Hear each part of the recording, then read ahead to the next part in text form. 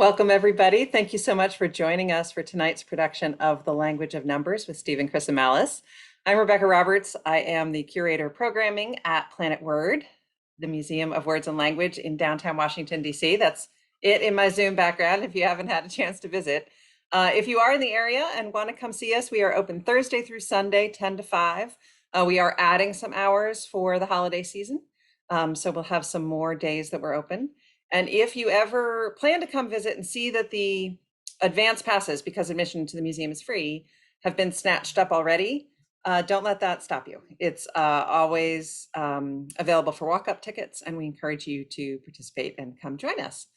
If you found out about this program because you're already a member of Planet Word, thank you. That's one of the reasons we're able to stay free admission is from support from members like you.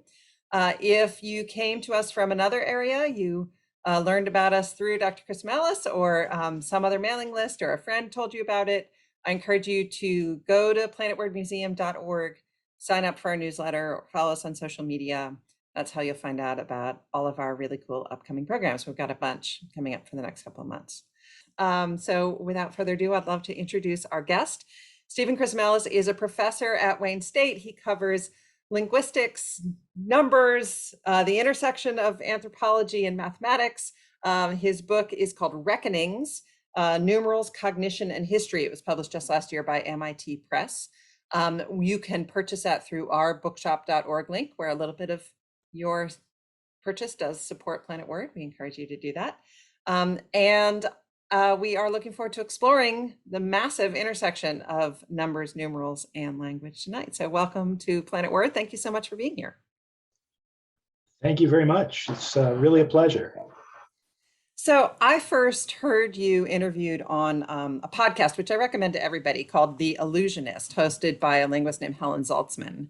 And what was so intriguing to me about that interview was you started talking about the difference between numerals, the notation we use, the 0 through 9, and the names of numbers, which are not always the same thing, and we don't necessarily need both. So I know it's sort of a big way to start, but why do we have both? It's a great question, because of course, the truth of the matter is most societies throughout the world, throughout most of human history, haven't had both. So when we think of numerals, when we think of number digits or number symbols, those only exist in literate societies. Number words exist in virtually every human language. And there's actually some interesting debate about whether there are some languages that don't have any numbers at all, or whether there are but there are certainly societies that don't use a lot of numbers. We live in a hyper-numerate society. We live in a world where we're just surrounded by number words and number symbols. There's probably not a day, there's probably not an hour of your waking life where you're not exposed to numbers. But that's actually historically very rare.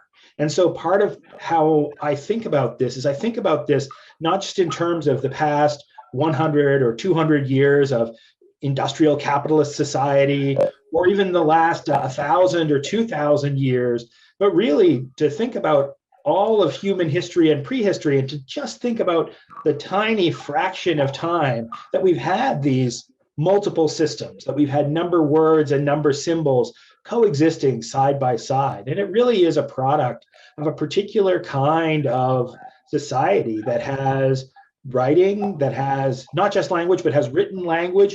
And then even within written language, of course, we can always write out numbers in words if we choose to do so. We don't really need this extra system of digits, the digits 0 through 9 that we happen to use. And you could call those the Indo-Arabic numerals, or I often call them the Western numerals, to distinguish them from all of the other systems that are, the Arabic system and the Hindi system, all are different. There are all of these systems of numerical notation, and they're all, in a sense, they're not needed for communication.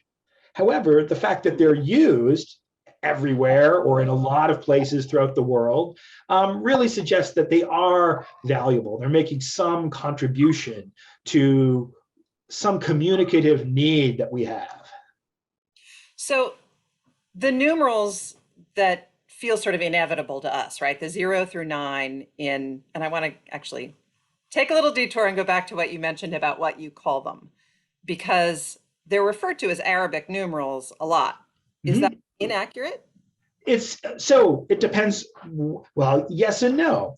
I would not want to deny for a second that the numerals that we use, the familiar numerals that you're thinking of, came into Western Europe through contact with the Arabic world, with the Islamic world, in North Africa primarily, about 1,000 years ago. That's how they got into Western Europe.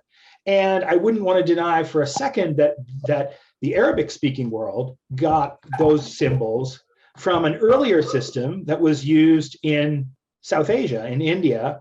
And so some centuries earlier, probably as early as the 4th or 5th century of the Common Era. So there is this long history of number systems, but where you have Indian numerals and Arabic numerals and all of these different systems, and they all have the same structure. But when we look at the world today, really it's this one system that has actually taken over. There's nothing structural about our system, the digits 0 through 9, that make it better than any other system. It's succeeded because of globalization and because of the spread of science, which has been centered over the past 200 years in Western Europe and in North America. But we know that that's a historical fact. And that means it's not a historical inevitability. Mm-hmm. That there are lots of systems just like ours structurally that you've never heard of and you've never Like what? used. Give me an example. Well, I mean, so for instance, I mean, practically every script of South Asia and Southeast Asia, whether that's Lao or Thai or Nepali, all of these systems, Javanese, all of those systems have the same structure as all of our systems. And sometimes they're used locally in an individual country, but the sort of common system that sort of internationally known, it's structurally identical. But the reason why it's used everywhere isn't because of a structural feature at all. It's just because of the historical coincidence that a particular set of societies has dominated the planet at this particular moment. And of course, that'll lead to a question, which is, well, what could replace them sometime in the future? But maybe we're getting ahead of ourselves. Well, I mean, I think it's interesting that, if it is to some degree cultural imperialism, right? That's how this number system spread so far and wide and became the standard. Mm-hmm. Interesting to me that it's not just any culture, right? It was a spread of, in some ways, science and capitalism, Mm-hmm. but number heavy, right? So it wasn't just like a spread of any other information, I guess is what I'm getting at. Right. And that's why I use this term Western numerals, which is not to deny the history, because the history is just unambiguous at this point. There's nobody that denies this route of transmission, but it's about making us aware that there is a reason that these particular signs are used ubiquitously throughout the world today. Even in places like the Arabic world, where you basically have two number systems side by side, that this system that we use is becoming more and more common in East Asia, in Japan, in China.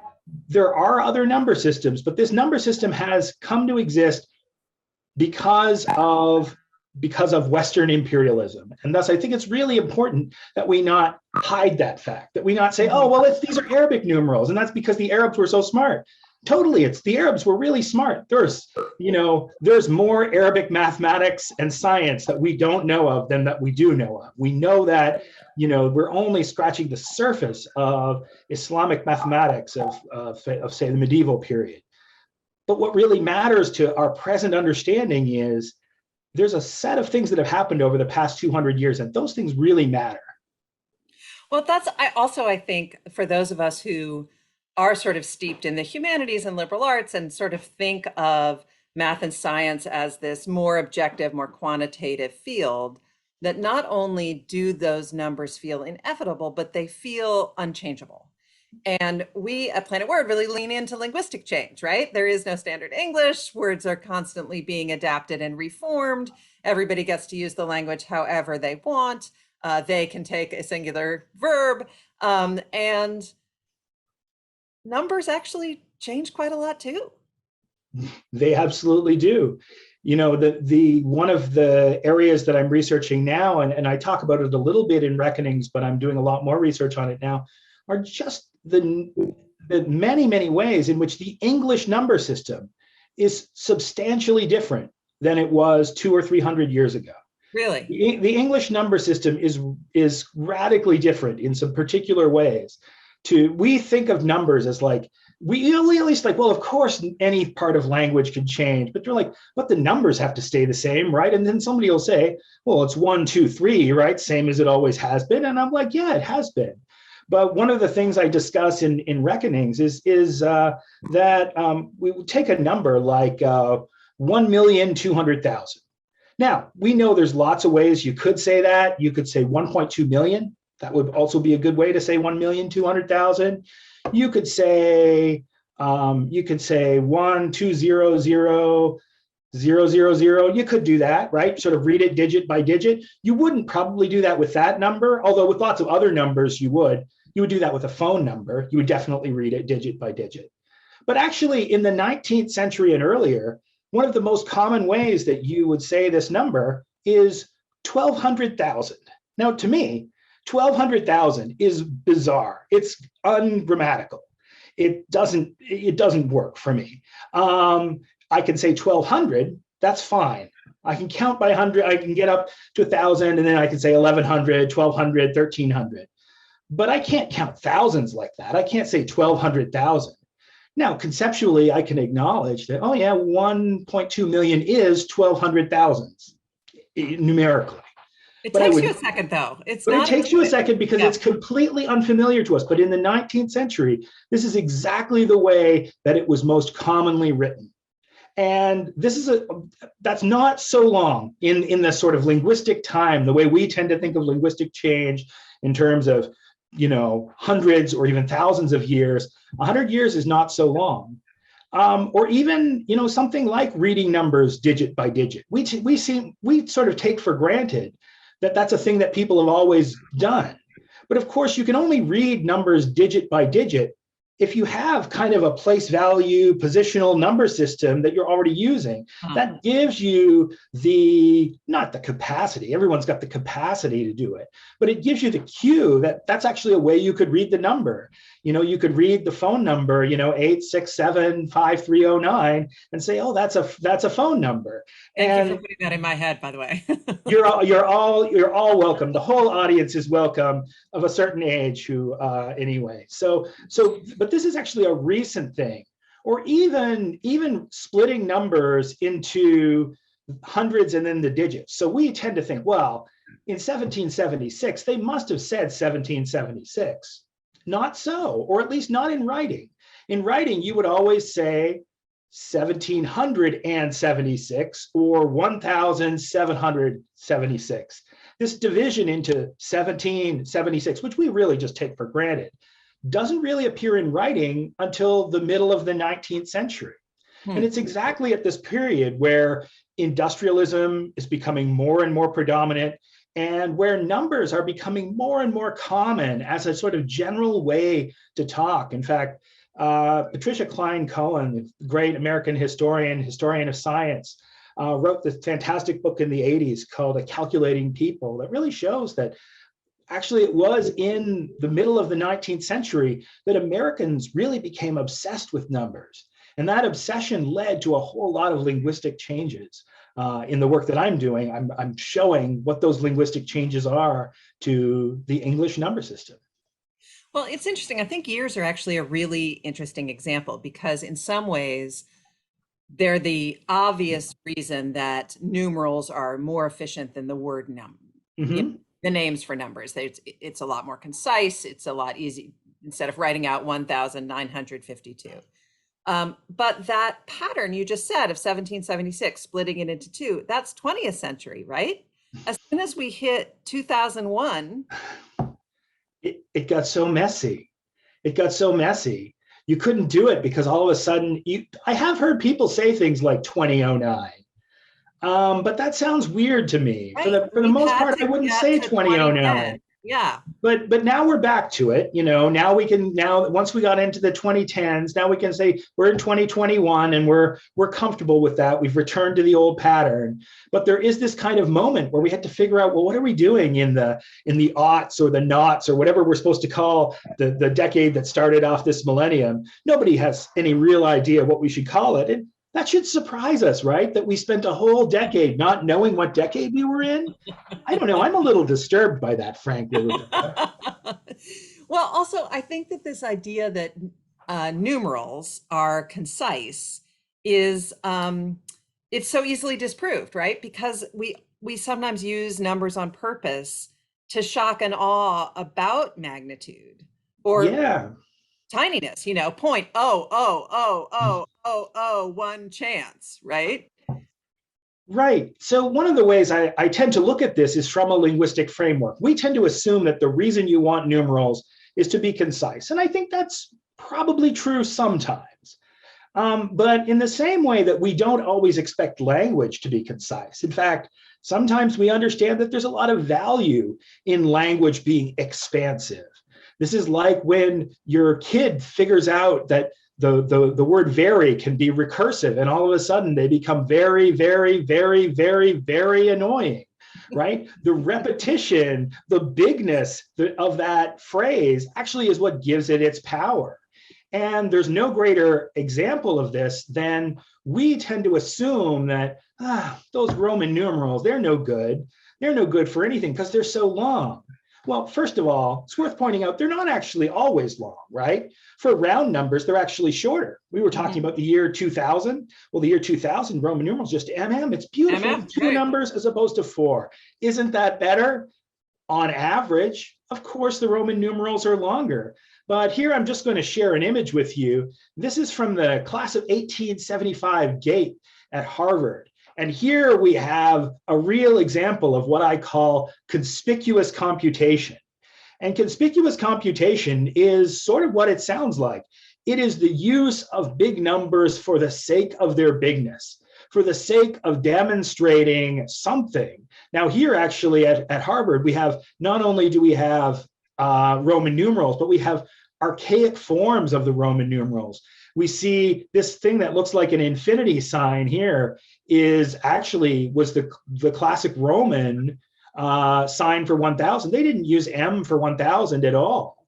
In fact, one of the things that people don't realize is that D for 500 is actually the way that it is because it's physically half. It's the right half of this funny looking sign for 1000.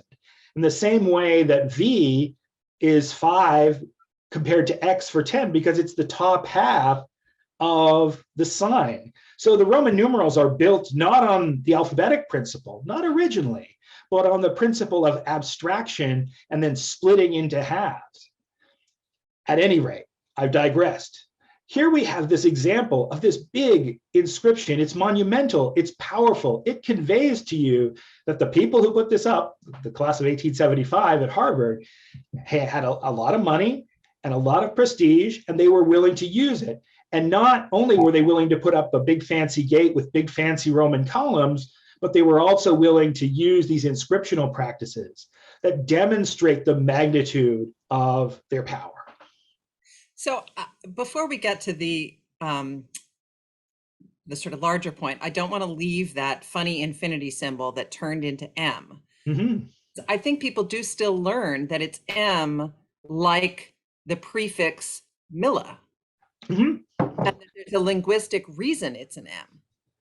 Yeah, and The of C course, that's right, but it's the direction is the other way around. It was turned into an M because M was the first letter of Milla.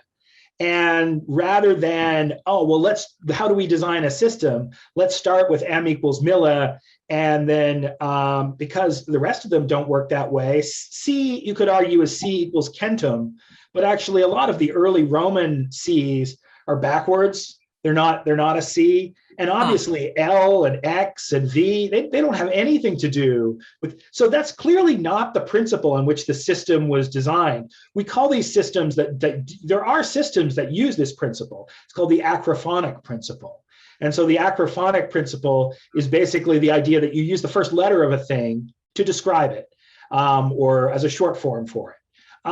And there are systems that use that, but the Roman numerals, strangely enough, aren't one of them. We tend to think of them as alphabetic, but they only became so over a long period of centuries of accommodating the Roman numerals to what we now think of as their modern form, which is letters. But this leads to all kinds of weird things that happen.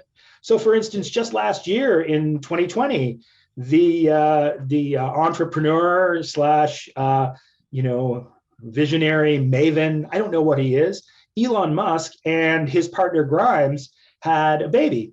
And the baby's name was an unusual one. They wanted to name it X-A12, which is a concatenation of, I think, a kind of airplane and something. There was a whole set of explanations for why they wanted to name their kid X-A12, which is fantastic. Problem was this, that in California, where the child was born, you couldn't put numerals in the name of a person. In California, you're only allowed to use the 26 letters of the alphabet, and I believe hyphens and apostrophes. I think that's all you're allowed to use. But Elon Musk is a clever guy. I think Grimes is a clever lady. Their solution was simple. They simply changed the 12 into an XII, and they said, well, there, problem solved. Those are letters. Those aren't numbers anymore. Ha, state of California, take that. And that was absolutely, the solution that was reached. So X-A12 became XII, and their problem solved. I mean, maybe. Well, that problem, let's let any other problems of what that child's naming is going to be in the future to them to sort out. But none of that could have happened if there hadn't been this slow process of the accommodation of the Roman numerals to letters. Now they're letters, but they weren't when they started. They certainly weren't to the Romans. And at what point did they start conveying prestige? Well, of course, one of the reasons they convey prestige to us is actually because they're so rare. So when you look at the Roman numerals today, we think about ancient Roman inscriptions. We think about, why do we put Roman numerals on inscriptions, on big columns and things? It's because we're emulating the Romans. And of course, the Roman Empire had prestige in its own day, but the Roman numerals were actually kind of taken for granted. It wasn't the numbers were all around. They were an inscriptional practice, but the numbers didn't have that sort of special quality that we associate with them until actually they started to go away. And that actually happened in the 14th and 15th and 16th centuries, especially with the rise of the printing press. What happened then was you basically had a whole set of people who were unconstrained by any prior practice. Prior to that point, the Roman numerals survived by inertia as much as by anything else. They survived because they were perfectly fine for all the purposes you would want to put them to. They were used in all kinds of mathematical texts. They were used in running text, in regular books all over the place. They actually served everybody's needs perfectly well. And then in the 15th and 16th centuries, especially, you really started to see pen and paper arithmetic take off. And that actually could happen because you had the printing press producing a kind of newly literate middle class, right, in Western Europe, a group of people who were not constrained by past practice. And they made a different choice. They made a choice at that point that they were going to make this transition to a place value system. But along with that, they also made a choice to change the way that they were doing calculation. So we tend to think, and I've asked hundreds of people over the years, oh, why don't we use the Roman numerals anymore?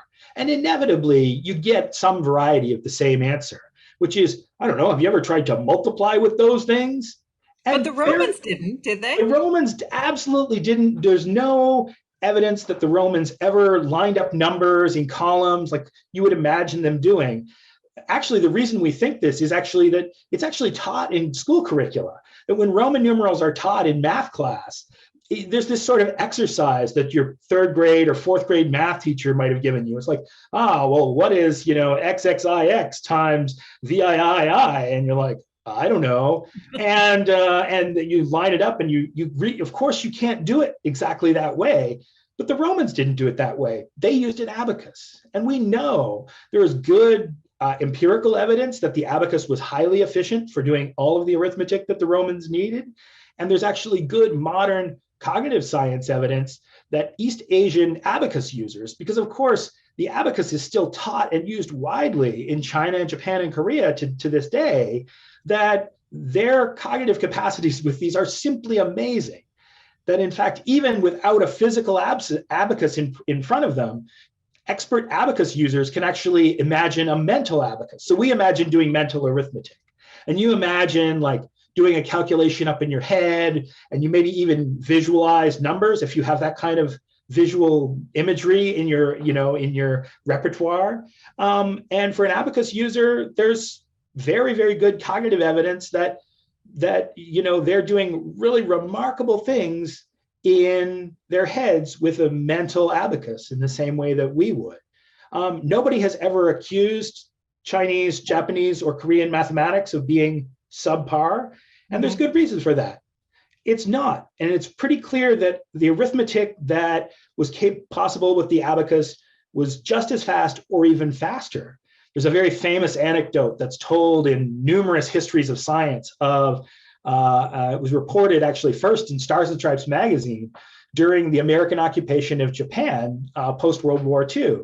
And basically they wanted to sort of trot out one of their fancy new electronic calculators, not even pen and paper. So they brought an American calculator with an American soldier who was going to go and do what you do when you're occupying a country, which is to have a calculating competition against a Japanese soroban or Japanese abacus user. Basically, like, let's do some calculations and see who wins. As it turns out, the Japanese soroban user won very handily on almost all of the tasks. So not only is the abacus better than pen and paper arithmetic for most calculations, it's actually faster than a lot of electronic calculators in terms of how fast you can actually do the poking of the numbers in. The calculator is, of course, blindingly fast. The computer does it super fast.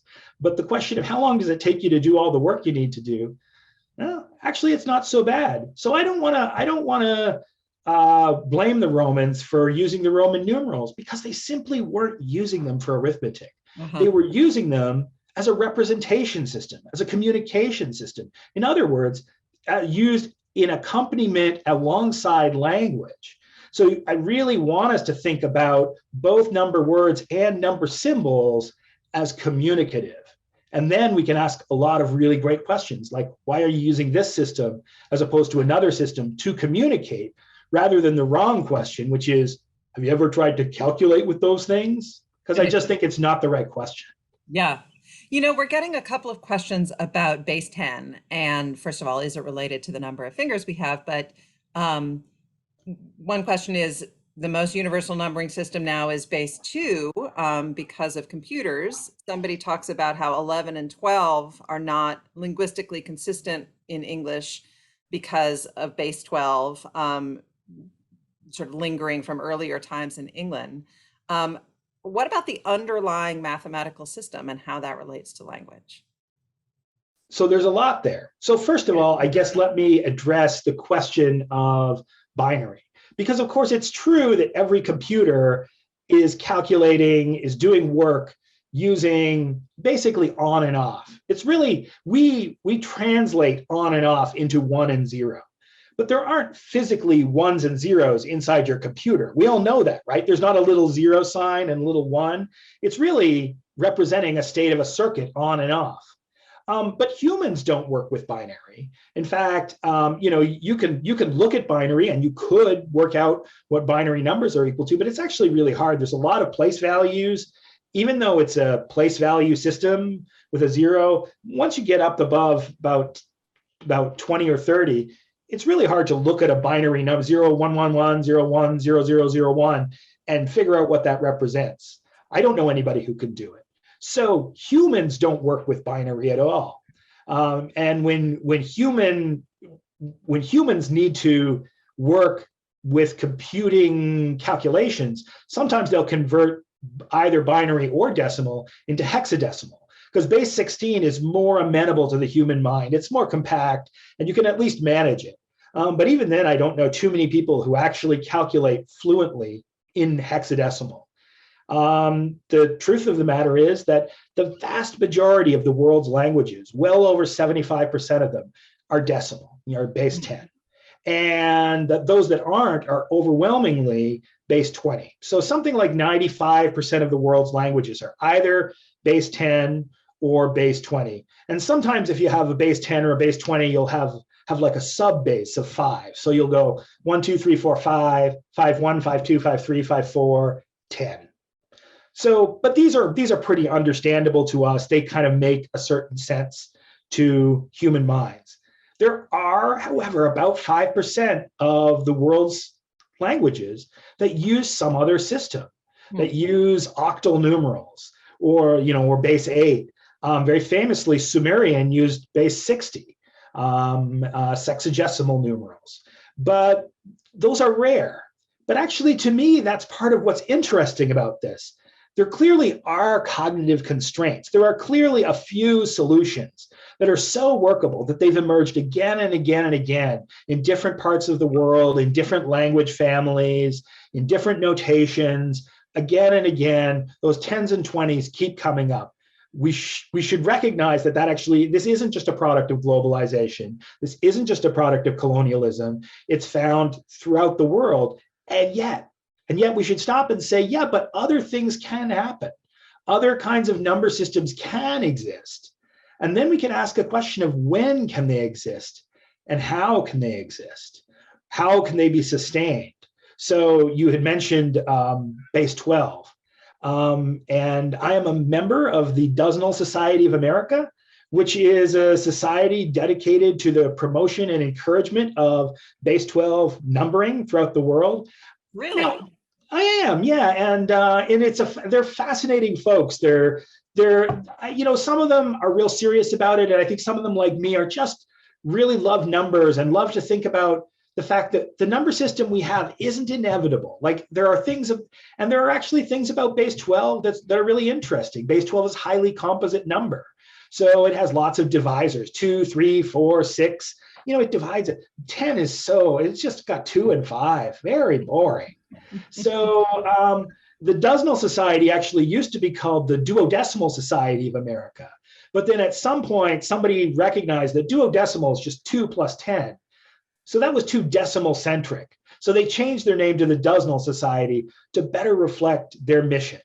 So look, do I think that base 12 numbering is about to take over the world? I don't.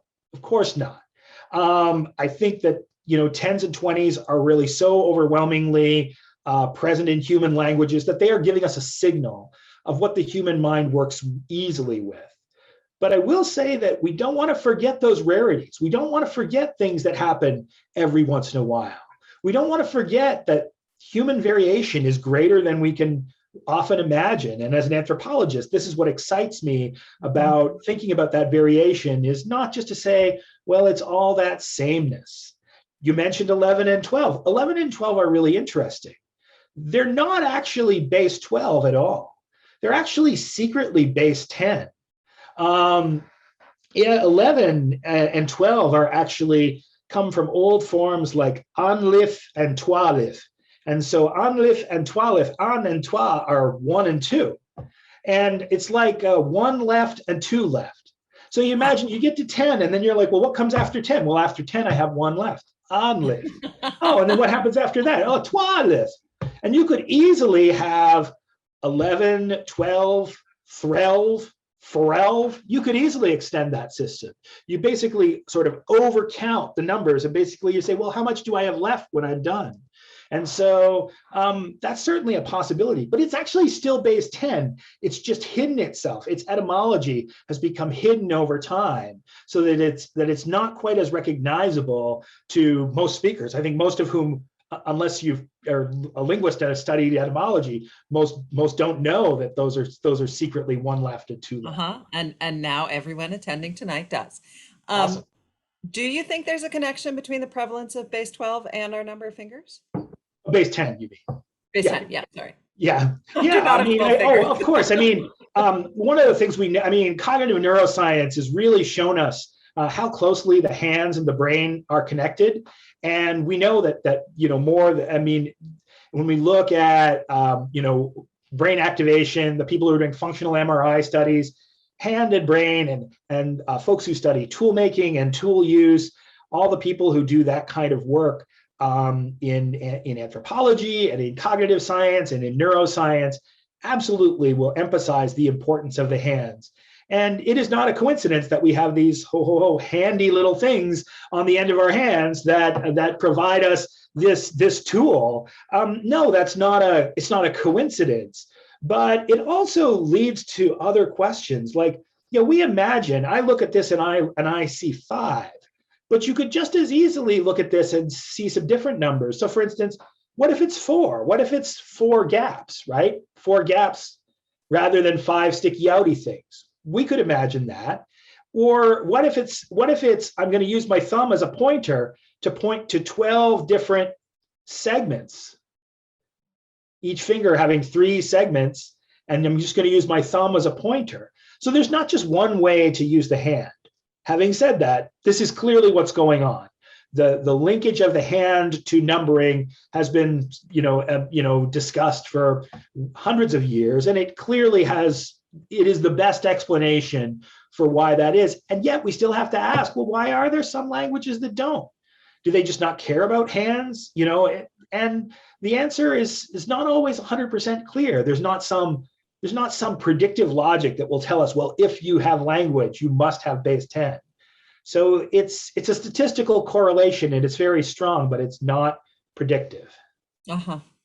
When I was preparing for tonight, I was trying to think about other number systems that we in America use beyond the, whatever you want to call the Arabic numerals, Western numerals, certainly Roman numerals, which we use to convey prestige, or we use to sort of shock and awe, or as a sort of secondary system in an outline or a prologue, something like that. But there also are Greek notations, certainly pi, things like that. But until I listened to your interview on The Illusionist, I hadn't really thought about K got a moment. How is it that when we talked about Y2K, or you make, 20K a year, why aren't we using M? Why did the Greek outpace the Roman on a shorthand for 1,000? It's really interesting. And part of the answer is that it cheated. Greek cheated, or we cheated, because the Greek, we think, the Greek for 1,000 is kilo, and it is in the metric system, but kilo starts with chi in Greek. It doesn't start with kappa. And as somebody whose Greek name starts with chi, I'm deeply offended that this nasty kappa has come in and taken over. I'm deeply, deeply offended. But having said that, the reason that K, we use K, we say like, oh, I make, 92K a year or whatever, then we absolutely, and I think most of us do that, but that actually comes from its use in computing. So, weirdly enough, and the computer nerds in the room will know this, a kilobyte is actually not 1,000 bytes. It's 1,024 bytes, which is a binary sort of thing. But nonetheless, K has become this it became a shorthand for 1,000 through computing, and then found its way into sort of common usage. But the ancient Greeks didn't really do that. They didn't use it the way we use K, but they did it. They actually had 2 number systems. And the one, what's really important to remember is that Roman mathematics was almost all Greek. Roman arithmetic was its own. They had abacus and they did their own thing. But when the Romans were going to do higher math, they were using Greek and they were borrowing from the Greeks. There's a reason that Euclid's Elements was taught in schools right up till the 19th century. If you were getting a good classical education in mathematics in Western Europe or America in the 18th or 19th century, you were using Euclid's Elements. But of course, you were using a translation. And all of the Greek number systems, there are two Greek number systems, the main one being a system that used sort of letters of the alphabet. Sort of alpha is 1 and beta equals 2. But then when you get to 9, which is theta, you go to iota, which is 10. And so there's this sort of totally different system. It's different than the Roman numerals, but it's also different than our numerals. And it survived for thousands of years. And in the same way that we use Roman numerals when we want to convey prestige, or when we want to have a second set of numbers to number subheadings or something like that, Greek people to this day use the alphabetic numerals as this kind of secondary system. It survives and it's used. Isn't that interesting? I also got thinking about words that are quantitative in a way, but don't necessarily refer to specific numbers, things like a few, that have, a lot of cultural context around what they mean. And somebody in the chat has asked about slang words for numbers, a nickel, something like that, where the word name has departed from the specific name for the numeral, but still conveys quantity. Right. So, absolutely, we use sort of monetary. We use sort of code. We use sort of monetary codes like nickels and dimes. Of course, quarter is weird because, of course, the name of the quarter comes from the fact that it's a $quarter, which is a fact that apparently some kids don't know. I don't know about this. The fact the quarter still says $quarter. That's what it is, guys. But we absolutely have this kind of, and of course, so there's that kind of sort of slang or informal numeration. Another area of informal numeration, one that I've studied and published on, are what I call indefinite hyperbolic numerals. And these are numbers like umpteen or zillion or jillion. So these are numbers that act like numbers.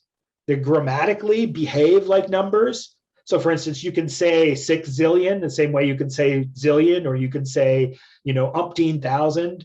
Those are good. Those are grammatical to me, but they don't mean anything. They just mean an indefinite large quantity. And this is a whole set of words that has emerged largely not solely out of American English, but primarily out of American English in the late 19th and especially in the 20th century. And these are kind of like an informal numerical vocabulary that we all know, or that most fluent English speakers know, but that isn't really taught. And it's certainly, you can ask, well, is that really part of the number system then? And I would insist, well, it's not part of the number system in the sense that I don't know what 1 less than a zillion is. It's not, it doesn't have a good, discrete, concrete mathematical, like arithmetical representation. But people use it as a number. And to me, that's actually what matters most. If people are using it as a number, that's what makes it real, even though it's not mathematical. People are using it and people are hearing it. Half of the conversation works too. Like, a Benjamin for 100. You have to know that Benjamin Franklin's on the $100 bill in American currency to get that. Right. Once you do, it means 100 in the same way that the word 100 does. Yeah. Yeah, although yes and no, right? It's like I still wouldn't, write that on a math test or something and hope to be understood. So those are interesting. But this is where this problem becomes really interesting. What counts as a number, and what doesn't count? So you raised the issue of few. One of the ways I like to get my undergraduate students going is to get them to argue about whether few is more than a couple. This is a fascinating problem, that there really are not strong intuitions among a lot of people. People will say, well, yeah, of course, a couple is 2 and exactly 2. And I'm like, is it? If I ask you for a couple jelly beans and you give me exactly 2, I actually might be a little upset. And so there are actually people who are willing to say that maybe a few, is actually not as big as I thought it were. Maybe a few is not more than a couple. So these quantifiers, which we have a whole lot, right? Many, much, all of these kinds of words. Most languages have quantifiers of some sort that they kind of bleed into number words at a certain point. Mm-hmm. They kind of become more fixed in their meaning. And so that's actually when the question arises about languages that don't have any number words. There are definitely languages where there aren't any words that have firm set numerical meanings. In other words, there are languages where there are lots of words where there are words for things like few or couple, but not a word that's always going to mean exactly two. Mm-hmm. But the fact is that lots of societies historically have not needed that numerical specificity. We tend to think, well, of course, every language needs that. How do you know? What happens if you ask people how many children you have? Well, I'll tell you what happens. First of all, if you're an anthropologist and you go into the field and you ask people in a small scale society how many children you have, they think you are a spy and then you get run out of town. But more to the point, that if you ask people how many children they have, they would say, why is that a relevant question? Because let's say I'm out in the woods and there's I see little Alexa and I see little Rebecca and I don't see little Steve. The problem is not like a mathematical word problem. You're out in the woods traveling with your 3 children. You turn around and you see that there are only 2 children. How many children have gone missing? That's the way a Western math problem would write this. But the real question is not, how many children have I lost? But the real question is, where's little Steve? How old is Steve? What does he know how to do and what does he not know how to do? What's going to happen? So it's a concrete problem. It's a very real problem. But the problem is not how many children did I used to have and how many do I have now? So this problem of we tend to assume, because we live in such a hyper-numerate society, that number words must just be something that everyone needs all the time. And this is part of our ethnocentrism, that we view numbers as just a thing that nobody could do without them. Not only could I not do without them, nobody could.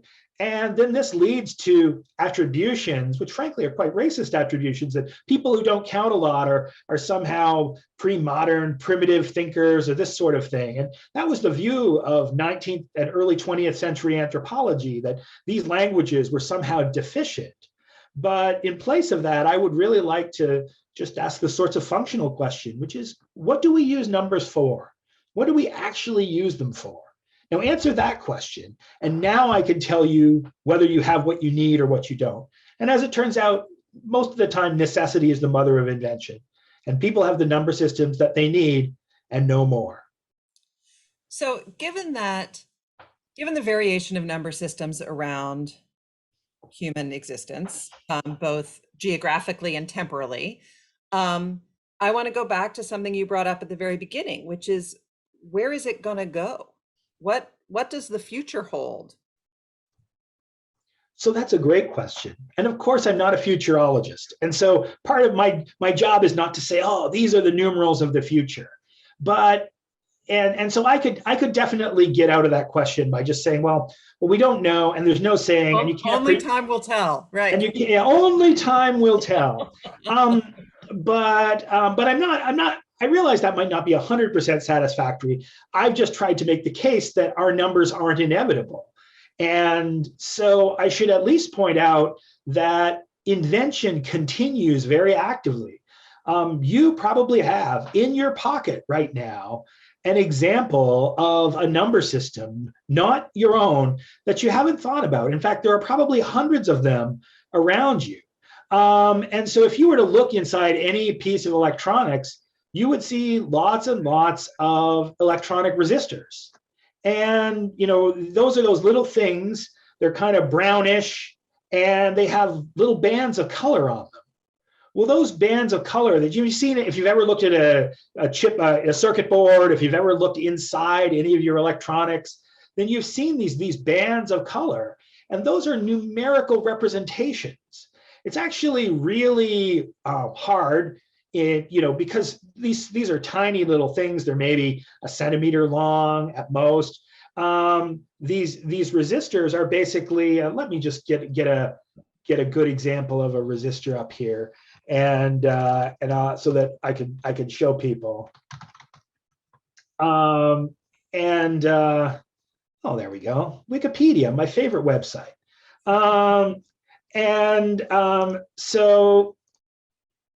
So these are all numerical representations of different resistors.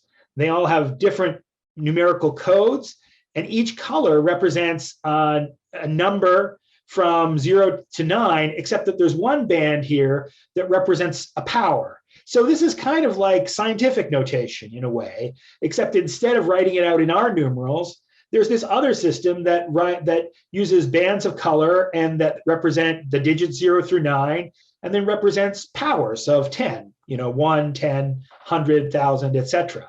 It's a little more complicated than that, but this is an electronics course, so we don't need to get into all the details.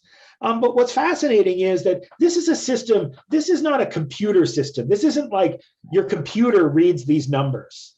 Humans read these numbers. If you're a computer engineer, or if you're doing hardware, you need to know, how many ohms of resistance each resistor has. It exists because it's meant to be visible at a human scale in a way and easily markable on these tiny little things. If you put numbers on them, it would actually be pretty hard to read them. They'd all be weird orientations and whatever. So here we have a color-based numerical notation system developed in the 20th century that real human beings use every day to represent numbers. Now, do I think that resistor numerals are about to take over the world and that we're all going to be, representing numbers using color? I do not. My point is not that we know what's going to come next, but that other systems are already around us, that we already see this innovation. It's continuing. And so we shouldn't be so skeptical when we think, gosh, maybe someday there will be something that will replace our system. I mean, how arrogant is it to think that we're literally done, that we literally have got the perfect number system now forever? I don't just mean in 100 years, because in 100 years, I bet we still will be using some sort of place value decimal system. But 1,000 years, 5,000 years, 10,000 years, nothing, no human invention has had that kind of survivability unchanged. There are constantly new things being invented. And so I just want to, in the same way that our number words are changing in unexpected ways at a scale that we wouldn't expect them, that most of us think that the English numbers have mostly been the same, or maybe they sounded different, but they're basically the same structure, but they're clearly not. There's clearly all of this innovation in the English number word system. There's also always innovation in numerical notations. Even think about things like decimal points. You can actually see differences in decimal points and what are interdigital commas. So, when you write a number like 10,000, you probably write it as 10, comma 000. Well, you don't have to write it that way, right? You could just write it straight out. You can also write it with a period, like 10 period 000. Or 10 semicolon 000. There are all kinds of different notational practices for writing this number. And what's more is that for instance, in most of India, Indian number word systems tend to use a base not of 1,000, but they'll use a base of 10,000. So we know, like, we have thousands, and then we have millions, which are 1,000 thousands, and billions, which are 1,000 millions. We kind of have this kind of regular system. In Britain, it's a little bit different. In Europe, parts of Europe, it's a little bit different. But for me, when I look at what goes on in Indian English, where the number 100,000 might be written as 1, 00, 000. And that's weird, right? That's unusual to us. But that weirdness is what I thrive on. My research derives from the fact that we tend to take for granted that the way we do things is just the natural, normal way, that everyone's always done things. But here you have systems that clearly are related to ours, that structurally, yeah, do they use zeros, 0 through 9? They sure do. But do they do it the same way that we do? They sure do not. And so it's that place where I want to interrogate our arrogance and make us not assume that just because we do something now and we can't imagine anything better, our imagination should not be the guide that suggests that we are now at the end of history of numbers. You've set off a heated debate about how many as a couple in the chat, by the way. Great.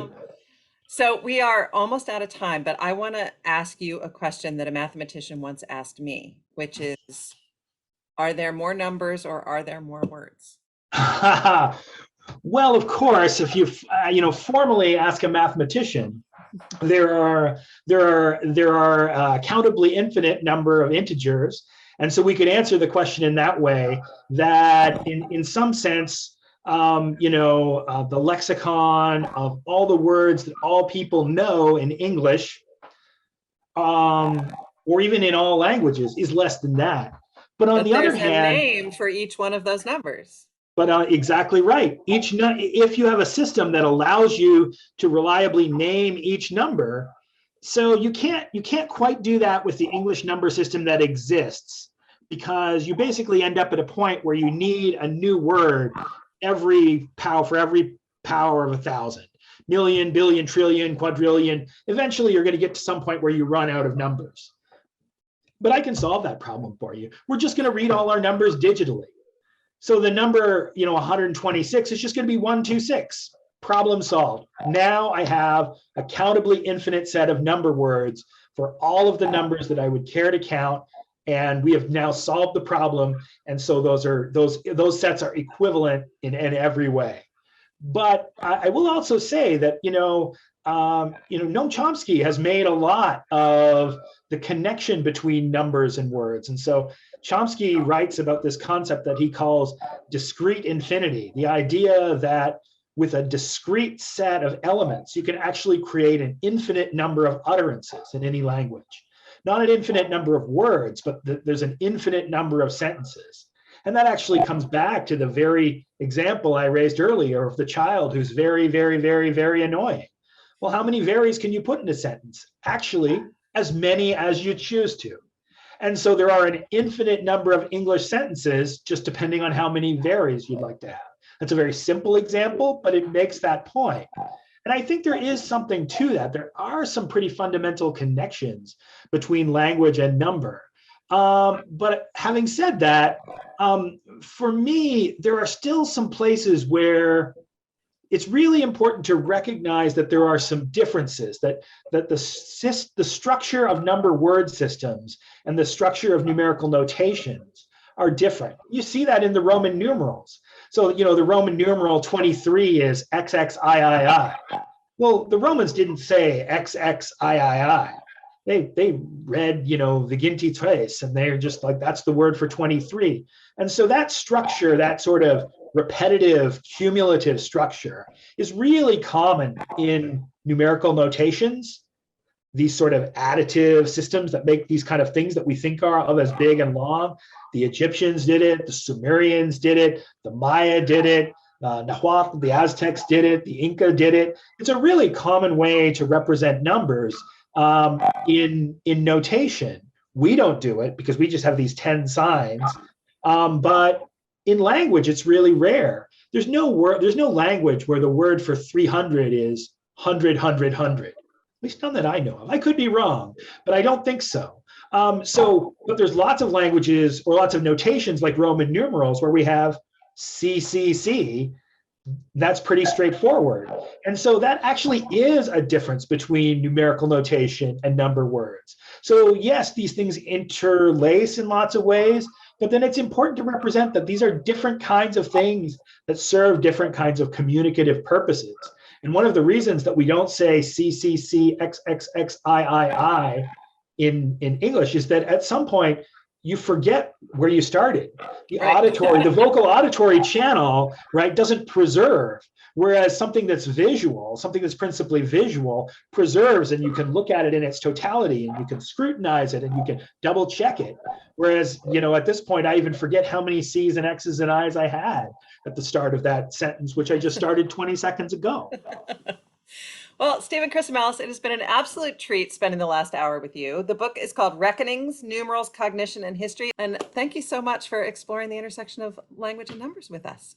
Thank you so much. And I welcome anyone to find me on Twitter, to find me on my webpage and shoot me an email. I'm real easy to find. And I know we couldn't possibly get to all the questions people had, but I'd be happy to answer any further questions that people had afterwards. I am super easy to find online through my Wayne State University webpage or through my blog or through any of the different places where you might find me. Thank you so much. Thank you. Good night, everyone.